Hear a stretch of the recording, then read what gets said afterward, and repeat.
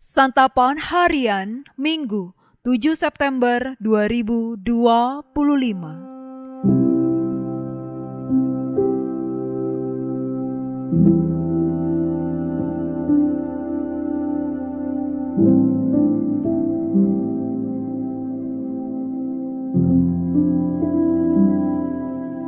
Inilah program Santapan Harian, sebuah program yang mengajak Anda menelusuri isi Alkitab, agar Anda menemukan makna firman Tuhan sesuai dengan konteksnya.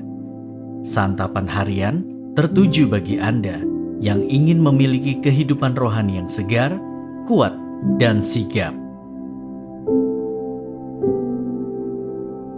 Hari ini kita akan membaca Lukas pasalnya yang ke-14, ayat 12 hingga ayatnya yang ke-14.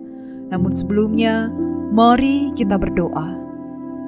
Terpujilah Engkau ya Tuhan, ajarkanlah segala ketatapan-Mu kepada kami.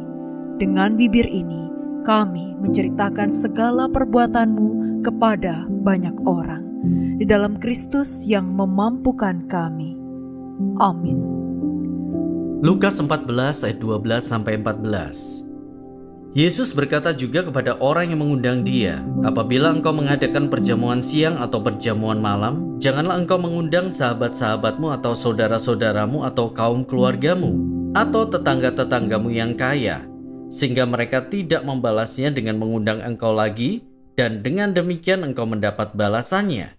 Tetapi apabila engkau mengadakan perjamuan, undanglah orang-orang miskin, orang-orang cacat, orang-orang lumpuh, dan orang-orang buta.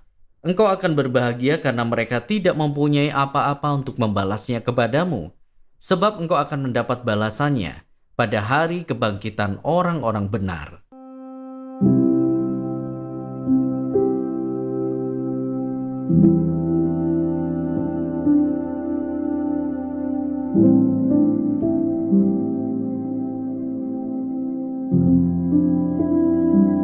Sahabat Santapan Harian, bagaimana rasanya kalau ada orang berbuat baik kepada kita, lalu ternyata dia ada pamrih atas kebaikannya itu?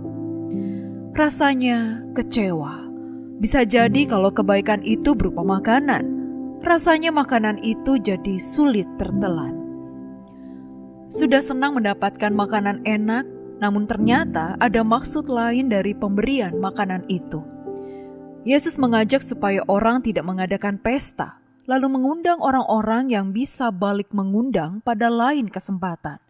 Malah secara ekstrim, Yesus mengajarkan supaya mengundang orang-orang miskin, cacat, lumpuh, dan buta. Apakah itu berarti Yesus anti dengan perjamuan bersama orang-orang yang dikenal? Tentu bukan demikian. Karena nyatanya, Yesus juga menghadiri perjamuan bersama orang-orang yang dikenalnya.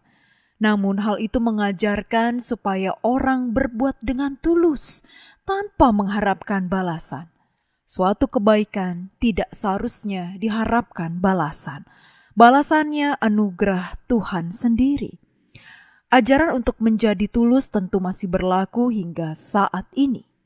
Kebaikan seharusnya murni, tanpa diembel-embeli harapan mendapatkan balasan dari siapapun. Sebuah pemberian menjadi lebih berarti ketika disampaikan dengan tulus. Bersikap tulus juga akan menolong orang untuk hidup dengan ringan. Ketika seseorang berbuat baik dengan tulus, dia tidak akan terbeban oleh harapan untuk mendapatkan balasan yang sepadan. Jadi, orang yang tidak akan repot mempertimbangkan untung rugi dan tidak pula kecewa ketika ternyata tidak mendapat balasan. Di tengah dunia yang penuh dengan tindakan berdasarkan pamrih, motivasi tidak murni dalam relasi, dan syarat dengan kepentingan, ada ungkapan bahwa tak ada kawan, tak ada lawan, yang ada hanya kepentingan. Itu artinya semua yang dilakukan harus mendapatkan imbal balik yang sepadan. Mengikut Yesus berarti meneladan ketulusannya, karena dia lebih dahulu melakukannya. Dia hadir di dunia menebus dosa manusia dengan ketulusan, tanpa meminta balasan dari kita. Semua diberikan semata-mata karena kasih-Nya. Mari kita berdoa. Tuhan Yesus, berilah kami hati yang tulus untuk mencintai dan melakukan kebaikan kepada sesama. Di dalam nama-Mu Yesus kami berdoa. Amin.